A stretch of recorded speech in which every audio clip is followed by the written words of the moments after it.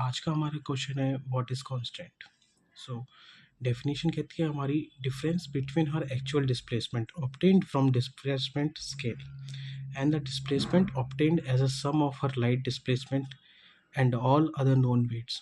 अब ये known weights क्या होते हैं, इनके एग्जांपल्स हैं एक स्पेयर प्रोपेलर, उसका कोई वेट हो, सिलेंडर लाइनर्स हो या स्टोर्स हो।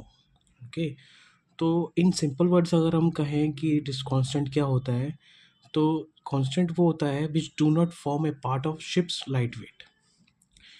अब इसे हम थोड़ा सिंपल वर्ड्स में समझते हैं। देखिए, कोई शिप है जिसका लाइट डिस्प्लेसमेंट है 100 टन्स, ये एक सिर्फ एक एग्जांपल है। अब कोई शिप जो था वो एक पोर्ट पर अराइव हुआ, लोड पोर्ट पे, उसे अब कार्गो लोड करना है।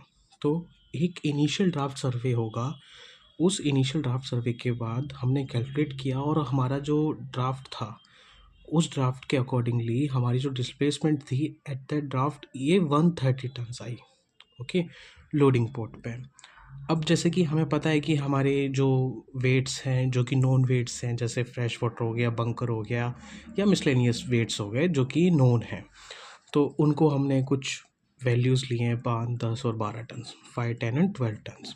तो अब हमारा कांस्टेंट होता क्या है, कांस्टेंट का फॉर्मूला क्या कहता है, हमारा actual displacement subtraction of the all known weights subtraction of the light displacement.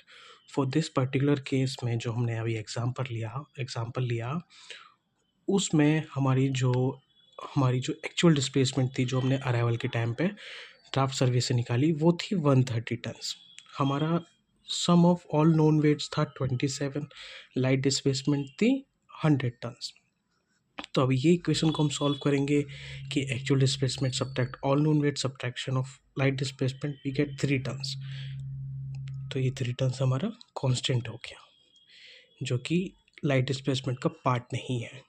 इसको हम थोड़ा और सिंप्लीफाई करें, as per the definition which says constant is equals to the difference between the actual displacement that we got from the draft survey on the arrival and sum of light displacement and all known weights. Okay, so all known weights for this example are 5, 10 and 12, and light displacement is 100 and actual displacement is 130। तो इसको solve करेंगे और हमारा जो constant आ जाएगा वो 3 turns आ जाएगा।